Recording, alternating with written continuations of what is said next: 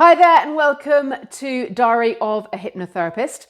This is something that I started about 6 months ago because a common question I get from people is, what actually does a hypnotherapist do? And so by sharing some of the things that I get up to in my week, it answers that question, but also is a valuable practice in reflecting what went on so that I can make the best of the week to come. And that's a therapeutic practice that I advise a lot of my clients to do. So the first session I have with all of my clients is something called a chemistry session. In it, we have a little science lesson in many ways where I explain even the science behind the work, because people think it's all about clucking chickens, swinging watches, which is so far from the truth. There is biology, there is chemistry, and there's an awful lot of physics behind the therapeutic techniques that we use under hypnosis. And we also delve really deeply into what hypnosis actually is, which fundamentally is just a state of relaxation that changes the balance of energy in the brain.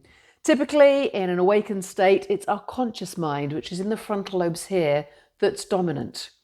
But when you relax and that part just quietens down, we're working more directly with the subconscious mind, which is the part of brain that runs all of the behaviors that we don't think about. It also runs all of our emotions. So if we're looking at behaviors that you want to change, such as eating, smoking, all sorts of different things, or feelings that are controlling us, such as anxiety, that's the part of the brain that we really need to work with. And many of my weeks are very varied, and that's true of last week as well. I was working with a lady who is extremely stressed. And a big part of her stress is based on the fact that she can't say no to things. So whenever someone in her work environment says, "Can you?" she's always like, yeah, I can. And she has no idea how she's going to fit that into an already packed day. And fundamentally, the root of that stress is the fear of judgment. So it is an anxiety-based response that manifests itself in an inability to say no. So again, looking at that, what's on the surface, but what's really below the surface that's driving that behavior. I also worked with a couple of clients who are experiencing physical issues. Now, the Western approach to medicine is very much on a physiological level. It's looking at cellular matter, bones, tissues, and the physiology behind illnesses. But invariably, there is an emotional element as well. And with some illnesses, especially autoimmune diseases, there tends to be a very high emotional element. One of the ladies I'm working with, she's experiencing a lot of autoimmune disease, and she'd got to the point where she absolutely hated her body. She didn't trust it at all. And if you think from a human being to a human being, if you are saying, "I don't trust you, I hate you," the energy that's going to be coming off you towards them is almost palpable. But that's happening internally when it's directed towards yourself. So it does become a key part of the symptoms that are being experienced. So we were working on her forgiving her body for having let her down and starting to be kind to it again, to trust it once more. Excuse me. And already her symptoms are reducing. Also working with a gentleman that was struggling with libido. And again, and a very strong emotional attachment to that performance. And so we started looking back at some experiences he had as a younger man that were still influencing him in his more mature years because of the emotional attachment that he still associated with that level of performance. Started working with a young man with PTSD. And under hypnosis, we are able to go back and look at previous traumas, something that I know some therapists are reluctant to do.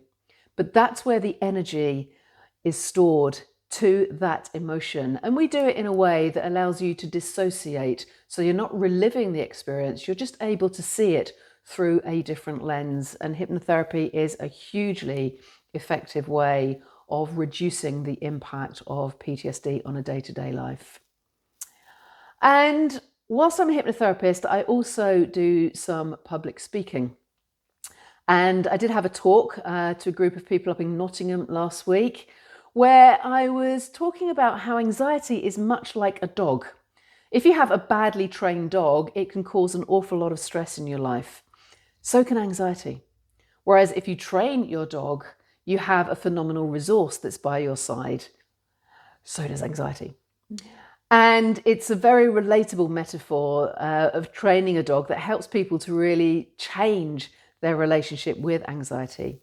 And it's one of the things that I love also in my therapeutic practices is finding a metaphor, a framework, a context that helps that particular individual really understand the psychology, the emotions, the energy that is causing them to have the challenges that they are. And it's something that I really love as a therapist. So working with a tennis player, so we talk a lot about tennis related stuff. It may be a different sport, it may be gardening, but finding that element that helps someone go, yeah, I get it now, is one of the most wonderful parts of my job. So if you're wondering, or even just a little bit curious, can hypnotherapy help you? Let's have a chat. I can tell you a lot more about what hypnotherapy actually does. I can tell you a little bit more about how I think your brain is working to create the behaviors that may not be working for you. And together we can see if working with me is a really good fit for you. So hopefully that has given you a little bit more insight into what a hypnotherapist actually does, what hypnotherapy actually is. And as I say, if it's just piqued your curiosity a little bit, let's have a chat, get in touch. My details will be on the YouTube contents below, and I'd love to speak to you. But until next week, I will say goodbye for now and wish you a wonderful weekend ahead. Bye-bye.